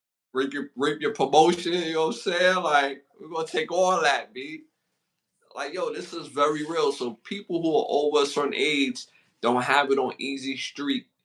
And I get that, but with women, they have the grace and the mindset, well, I don't have to work. But men, we already know we already know what's up. 60 is basically at 60, it's on the amount of work you're doing. Not if you're working or not. Right. You want to be by 60, you're working way less. Right. If you make smart moves now. But it's like the whole shit is, it don't even matter if we make smart moves, because if I have a pot and your grummy hands is in the pot same time as my grummy hands is in the pot, and we equally taking as much out the pot, how am I gonna have money in the pot? Cause y'all meeting at the cookie jar. We meeting at the cookie jar. You know what I'm saying? Anytime we need some money, we just meet at the cookie jar. You know what I'm saying? You feel me? Like and niggas is still counting their bread. Like, yeah, I ain't have a lot. You know what I'm saying? Like, this country this life don't make no sense. You can't tell me that this is what it's supposed to be. You can't tell me this, and it can't be. Like, how you gonna tell me, bro, that every check you get, you gonna get taxed, but when you get to this pension, you good. But then when you get to the pension, you still get taxed. You're taxed. I tell people this all the time. The only way you don't get taxed twice is if you have an IRA, but you have to have a certain IRA. It's always something specific with these niggas, son. So you can't have this, but you gotta have that. Yes. If you have that, you gotta have this specific joint. Because if you don't have this specific joint, then you can't do that. But they the ones that created and said you need this, but if you don't have this, you need that. But if you don't have that, you need this. But they're the ones that created those options in the first place. Anyway. It's a fact. That's a fact. So when he said that to me, he was like, I was just like, damn, but when I get to my 60s, I'm still gonna be working. So and this regardless on, to me, working is working. It's regardless if it's 5 hours a day. I mean, it matters if you're working, if you having to really punch a clock. But if I had to do what I needed to do in my 60 years, I'm gonna do what I have to do. I don't have the luxury or the grace to be like, yeah, I shouldn't have to work, so I'm not gonna work, and somebody gonna figure it out for me. We as men, we don't live in that world. We have to put on our boots, go out there and go get the yam. Things like that. So I just thought that was very interesting, and then it's so crazy that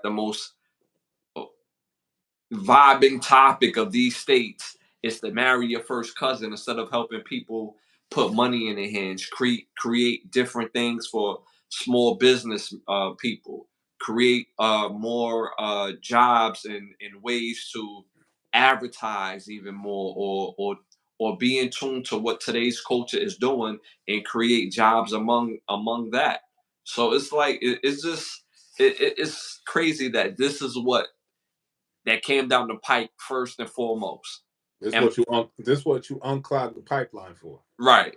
And mind you, you talked about sundown towns. So we got that over sundown towns. We got finances over sundown towns. I mean, you get what I'm saying. We have that over first. We have first marriages over sundown towns. We have first cousins being married over finances. First cousins being married over low gas prices and rent hikes and so on and so forth. So I just don't get that as well. All right, moving on to our last topic of can I add of time to rap. Three-time national championship coach Dawn Staley says that she would be in favor of trans women being allowed to play with the girls. This is just this is just insane, son. Shout out to Big Rob in the building. Shout out to you, you're me, we are we. Shout out to you. Yeah, we're just gonna. Um, this is just stupid, son. Like, what are you talking about? Trans women are not women. If they were women, we would just call them women. We wouldn't call them trans. You know what I'm saying? Like, what do you like? This is again, like I said, I'm just here to observe and report, drink the Kool-Aid, sip the champagne, eat the hors d'oeuvres, and chill by Kochek. Because you just said that they unanimously voted to marry your first cousin. Like that was a great accomplishment. Now the coach talking about it's a great accomplishment to play with trans women, to play with women. If that was the case, then women would just play in one league and would have been did that since jump. But obviously you can't because the game will be trash. I'm keeping it 100 with y'all. I don't watch women's sports. I just don't. You know what I'm saying? Like, it's my option. I have the option to do it. You know what I'm saying? It's my preference. Like y'all women say you got preferences. Well, I choose to watch men's sports. It's bigger, faster, stronger, more competitive. It's just a better quality of what's it called? Sport, Product. material, all that. You know what I'm saying? Like I don't understand. Like it's just better. You know what I'm saying? Can nobody tell me who won the WNBA championship last season or the season before that? Can nobody tell me that? Who was the top leading 3-point shooter in the whole league last year? I can't tell you that. I can't tell you that. I won't even pretend like I know. I don't know all the teams. I don't know I don't know none because I don't watch it. You know what I'm saying? So you bringing trans into there is just because it's just disrespectful to the women that put their heart and soul and work their ass off to get to the positions that they are, based upon the fact that they are women. So they're already working with her um, detriment because their bodies are not in tune for physical play. So when they're playing against women, and then you see a woman elevate and showcase athletic prowess like that, it's an amazing thing to see. Mm-hmm. But if you throw niggas in there, because that's what they are, they're men, it's gonna just destroy that woman's work ethic and what she put in, because she had to work hard to get there and accelerate, not as much as a man. You know what I'm saying? Mm-hmm. But for men, we know that when we get nice on let's say we the nicest on our block, that's cool. Guess what? You want to go to the next block and see if you still the nicest. You know what I'm saying? So after a while, you're going to eventually get to the point where it's like, all right, well, I'm not this nice, but I'm over here nice. I'm not that terrible, but I'm like right here. You know what I'm saying? So the competitiveness in men is totally different. For women, it's just not the same thing. You know what I'm saying? So you bringing men into this is just like, why? At what level did you feel like you wasn't the nicest on the team in any sport? Um, Probably like when I got summer camp freshman year at Mobile. Like, oh Mhm. shit, these receiving niggas is fast. Like, Mhm. I gotta step my game up. Like these boys is, you know what I'm saying, fast on the draw type joint. You know what I'm saying? Smoke coming off their foot. But yeah, but it's the acknowledgement and knowing like, okay, I'm not nice. What am I gonna do about it? You know what I'm saying? That was gonna be my follow-up question. It's not, oh, the nigga nicer than me. Like, fuck it. You know what I'm saying? I'm going back to the block. Now, fuck this nice ass nigga. Let's see if you know what I'm saying? You could take That's the the talent. competitive nature of men. Like, we gonna be like, all right, he nice, but I feel I'm still nice too. So what's up? You know what I'm saying? It And be, my bad, go ahead. My bad, go so ahead. for women's sports, yes. So the competitiveness, we want to see that. So if I see a nice female and she battling, competing against another female, and they just showing competitiveness between women, that's dope. You know what I'm saying? Mhm. That's what the game is about. Now, if you put a she in the game, you just throw the whole momentum off the whole joint. You know what I'm saying? I don't want to throw this person name in here, but I have to because of their skill set and because they're not that tall and they're not LeBron James, they're not Carmelo Anthony, they're not Kevin Durant, they're not like these figures who are kind of mythical amongst the men. You see what I'm saying? So let's say a player like Kemba Walker. When Kemba Walker was at his best, mind you, Kemba Walker is barely like 6 foot, maybe 6'1". In the NBA, he was dancing on people, shaking them, breaking them down. So imagine taking somebody with his skill set, and now he today he's a girl. I'm a female. Treat me as a female. I'm no longer Kimba. Call me Kimmy. Whatever. I'm going out for the Sparks. I'm going out for the Sparks. I'm gonna go play for LA. If he used to drop 30, 40, 50. He's had 30, 40, 50 point games in the NBA. What do you think he would do night to night in the WNBA? With his quickness, like his quickness don't go away because he wants to be a woman. His Go ahead, man. Go. his athleticism don't go away if he wants to be a woman. I like, and mind you, Kimber Walker is a great NBA player. So imagine what he would do in the WNBA. You know what throws us off? What throws us off is because it's the dress. The dress throws off the simple fact that that's because a man puts on a dress. Yes, it may look weird, but that doesn't take away the bone density of the man, the bone structure, the strength, the speed, the agility. It doesn't take nothing away from that man because he's in a dress. Mm-hmm. You know what I'm saying? Mm-hmm. Reaction.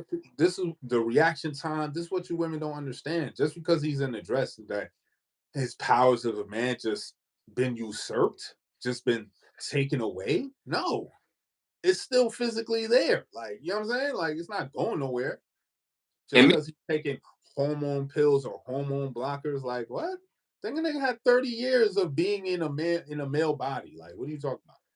And personally, I wouldn't even want to see that because if I'm watching, let's say if I sat down and watch a college basketball game and they got trans players and the dude is 6'4", and you know what I'm saying, he throwing every chick shot. You know what I'm saying? He's still a man physically. So it's no flex for him, to be honest with you. Like you light work. You're not as strong as him, you're not as fast as him, you're not as athletic. So and that affects the game, and you taking away a scholarship from a actual woman that should be playing in this sport. So now y'all want to say, like, let's keep it real. If you had transgender women really going into college basketball, into the WNBA, then you know how quick half of those teams is going to be transgender dudes. Like let's keep it real. Like, you know what I'm saying? Like, because who you think they're gonna recruit? Because they said trans, so they would take on anybody who's of age and that's a teenager who's trans. So they're bigger, stronger, faster. So who you gonna recruit? So that scholarship that could have went to an actual girl to play with other girls now is going to this dude that, let's keep it real, that's not physically or talented enough to play with the guys. Let's keep it real. Right. We have Exactly. types of androgynous players in the WNBA. I mean, in the NBA. Like, look at Dennis Rodman. We're not going to say that he's, gay or whatever, but he was cross dressing. So what if Dennis Rodman be like, yo, you know what? I know I've been the rebounding champ in the NBA for the last 8 years, but yo, I really feel like a woman. I should be allowed to play with y'all because I feel like a woman. That was Don Silly words. If they feel like they women, then they should be able to play. So now, if Dennis Rodman, imagine Dennis Rodman playing in the WNBA.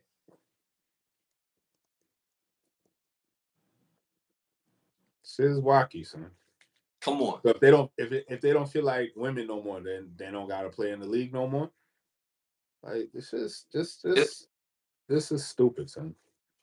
It's beyond stupid, and we have top tier people in journalism having real discussions about this shit. Like this is a real life topic to talk about. Like it's just That's a retarded. that's a fact. So I can't even fathom. And again, we're not talking about the mythical players like LeBron James, who is 6'8", 6'9", 250 pounds, that could get up and down the court, in a blink of an eye, and with all his strength. Pause. Or Carmelo Anthony, that's about his size, but that's physical and that's gonna cook you hands down. Or Kevin Durant, who's 6'11", 7 foot, or Jason Tatum, another tall wing that's just straight cooking a Zion. Like, if these dudes get up tomorrow and be like, yo, I really feel like a woman, like, you know what I'm saying? Like real talk, I should be able to play with y'all. And they like, all right, cool, bet. Because you feel that way, we're gonna let you play.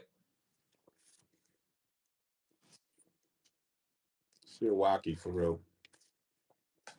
So what's gonna be the end game when they start dominating the game, and then like, so now it's gonna go too far. There ain't gonna be no real chance or no real shot.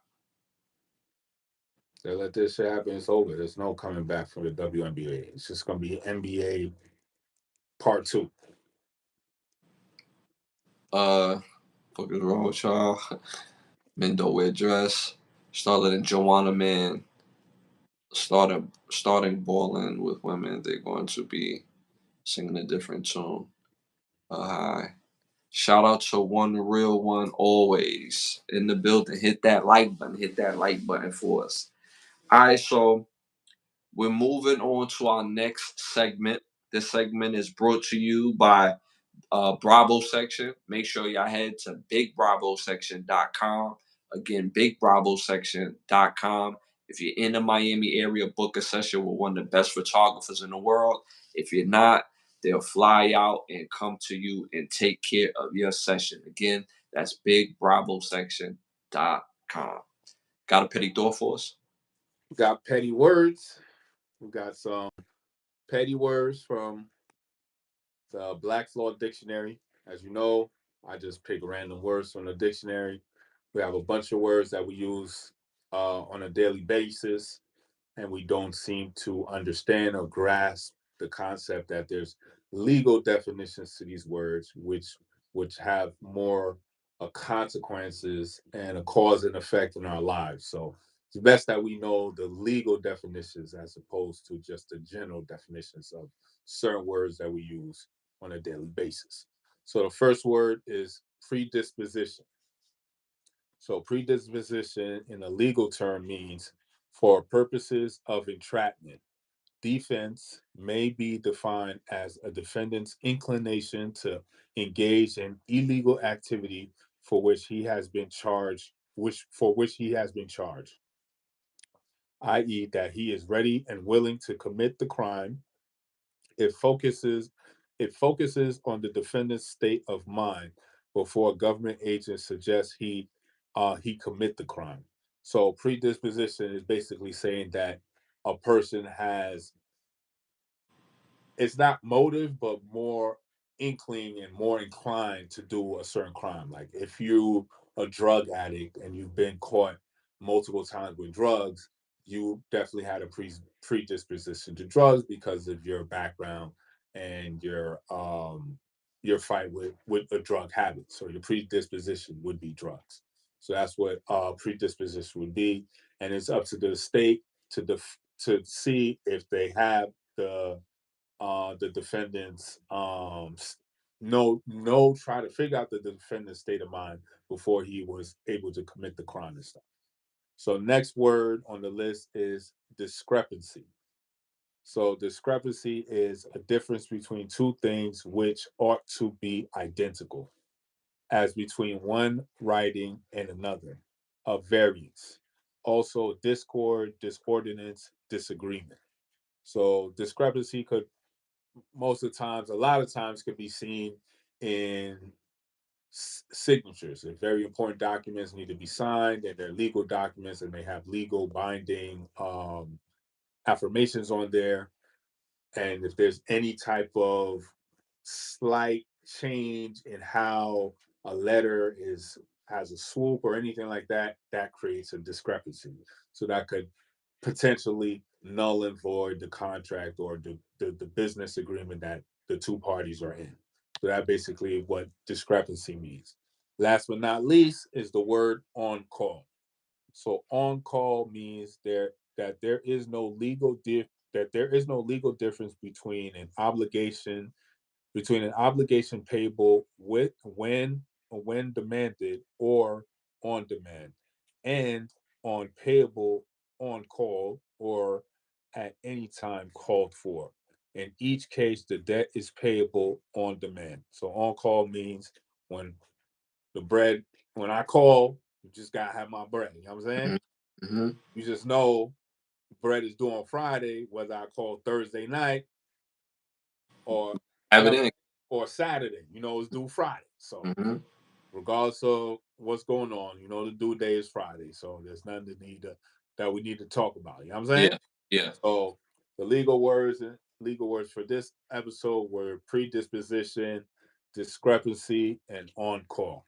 So chat, if there's any words y'all got for me to look up, I'll definitely do that and have it for the next episode. You know what I'm saying?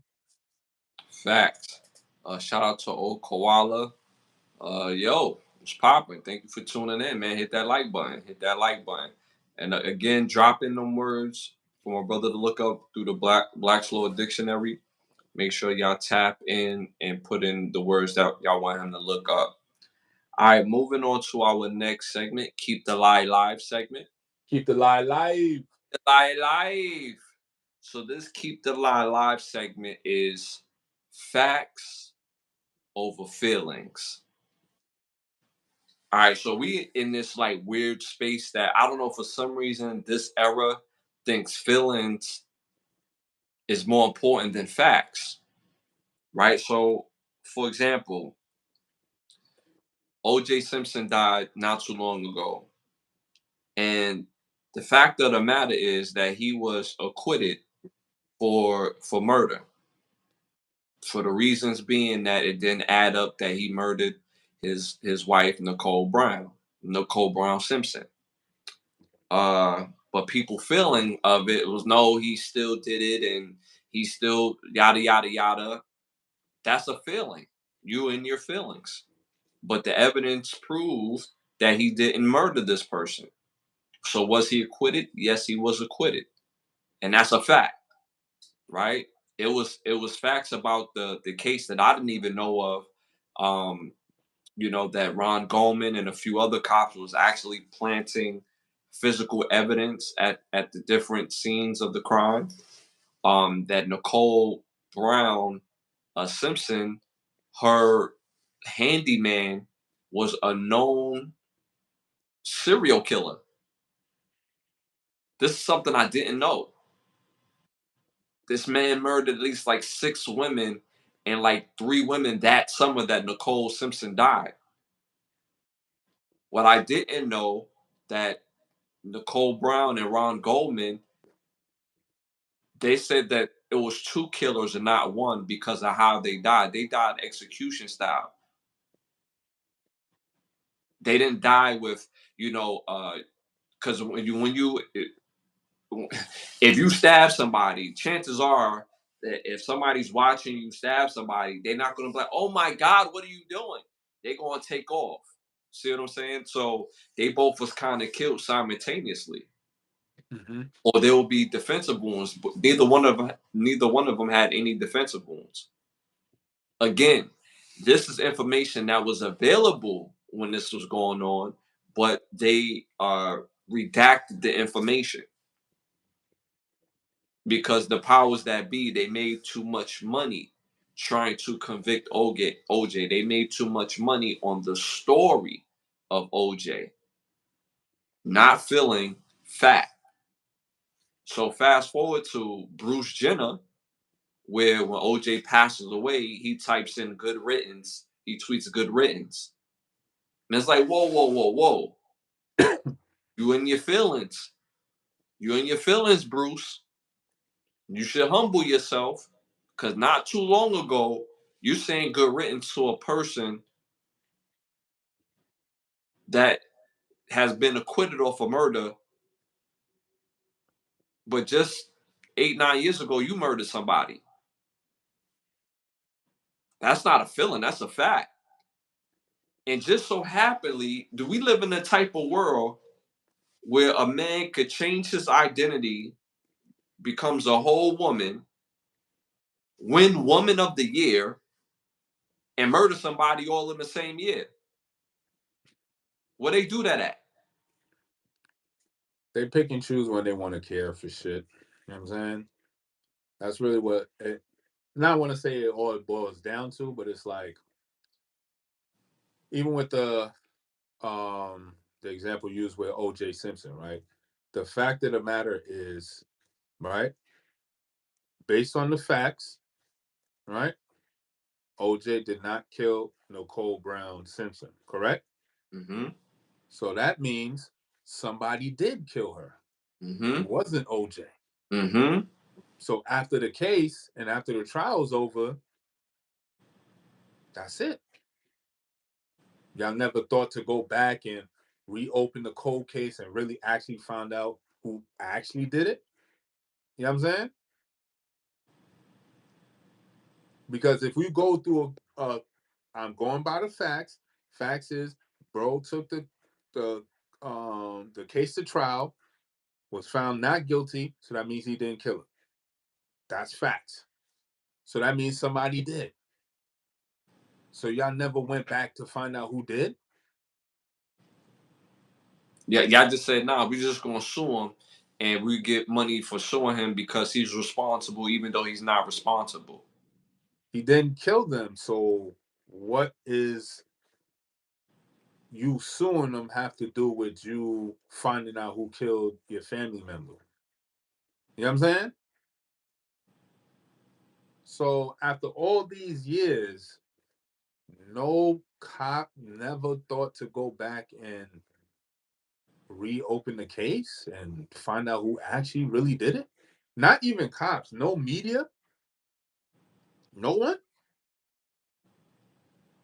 See, they just saying a whole bunch of nonsense in the chat. Well, what happened? Like they saying YouTube conspiracy theorists. See, this is a part of the chicken sandwich that I spoke about last episode. That of course you're gonna say ridiculous things. These are all facts. Go do your own research. You can even not research it just by googling it, because googling is not research. You could Google and find out all this information. I mean, Mark nothing we saying is wrong. Mark Furman and the other police officers planted evidence. They was found guilty of that. Smart guy. They was found guilty of that.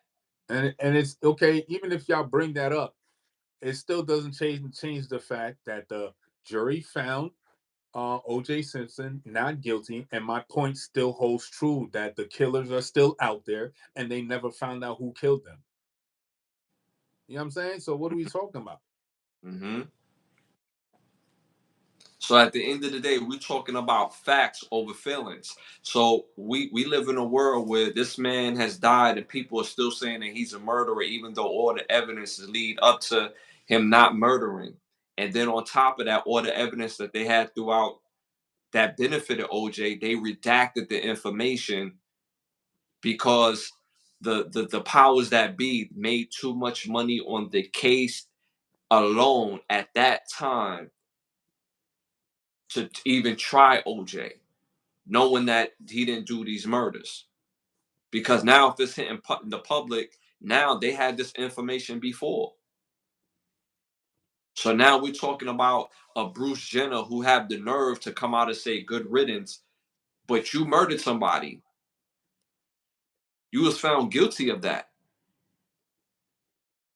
But he was able to walk away from that situation because he paid his way off. He paid one family over like $800,000, $900,000, and he paid another family an undisclosed amount because that case was sealed on the because he hit a car and then that car hit another car.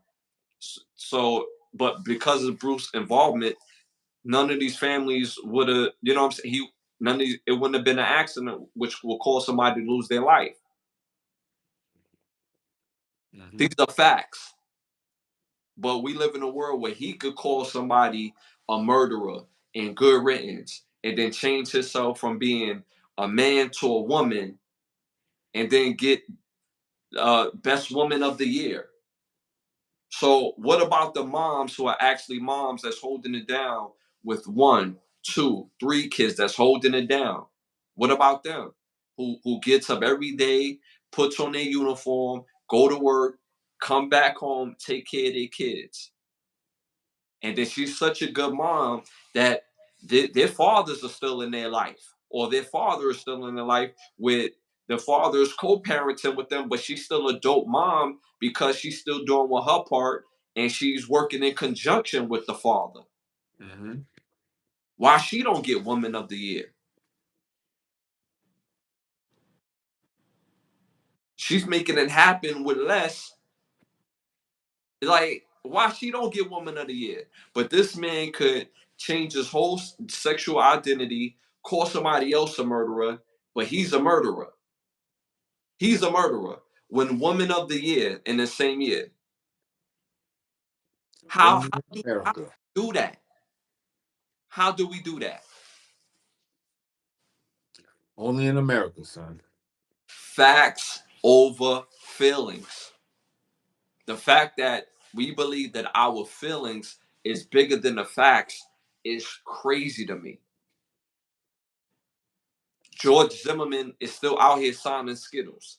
And we know he's a murderer. When people say George Zimmerman, they say George Zimmerman. They don't say George Zimmerman, the murderer of Trayvon Martin. So what are we talking about? Facts over feelings. This is the world we live in. This is the world that we created as a people where we allow somebody to talk crazy out the side of their mouth. Like, what are we doing? What are we doing? Listen to that timeline. A man changes sexual identity. He kills somebody. Then won Woman of the Year in the same year. Doesn't go to jail, but because of his let's keep this all the way real. It's not necessarily the money. It's the fact that he has friends in high places. So much to the point where his own daughter-in-law could have became a damn lawyer. Facts over feelings, y'all. So much to the point where the people that's in powerful positions are regulars at his home. This is not my feeling, y'all. These are facts. When you play in that lane, you have a different type of access. Yo, bro, you could get off. You pay the family this, you pay the other family that, you do the proper paperwork, we'll have it undisclosed, and that'll be that.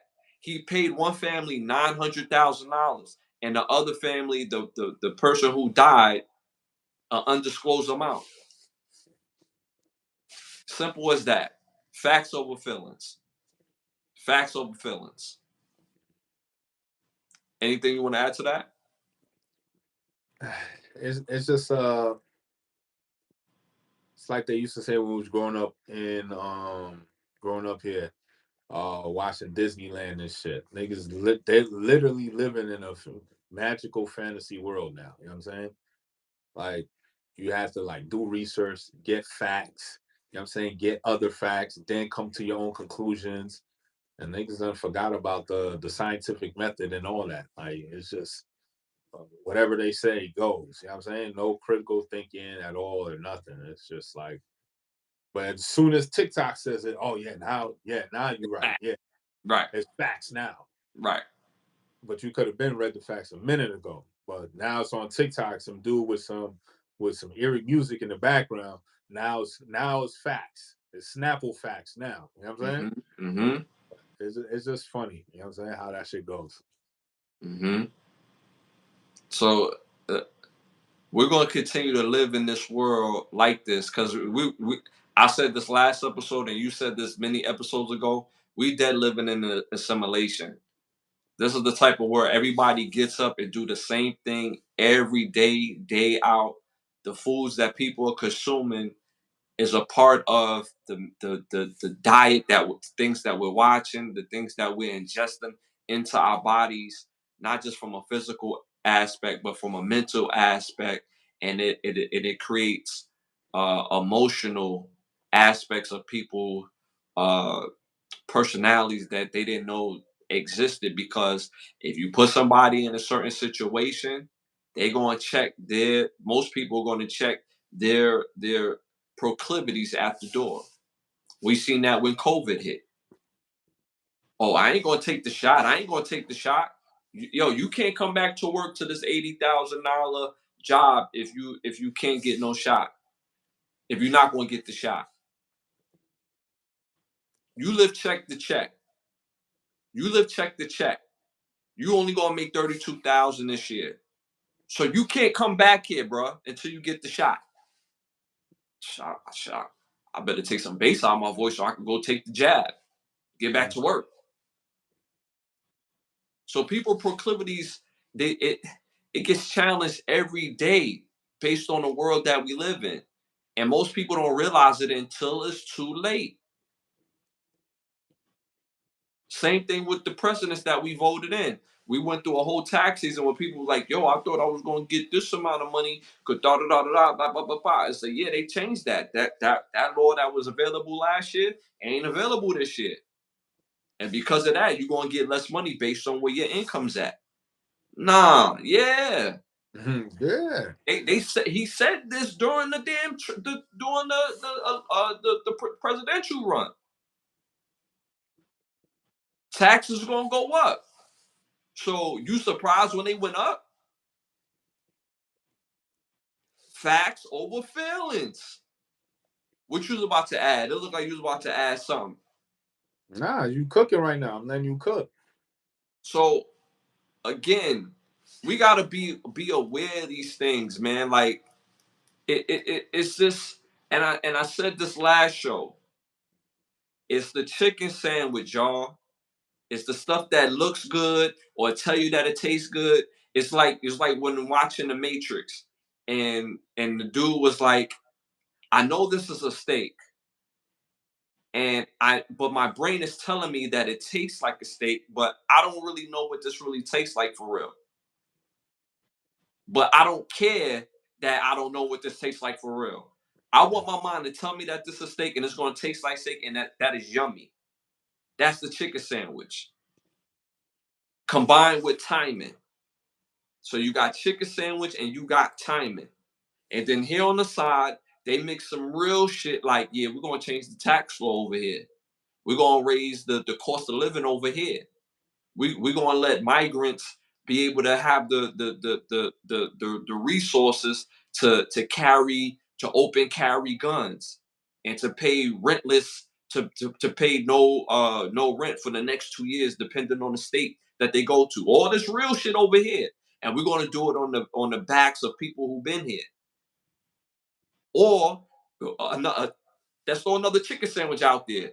The other chicken sandwich is three-time winning head coach says she's okay with transgender women playing with girls. Chicken sandwich, but some more real shit is going on over here because there's an end game over here. Mm-hmm. Facts over feelings, y'all. Facts. Anything you want to add before we close it up? Nah, so once again, fire show. Yeah, man, facts over feelings, man. I can't even.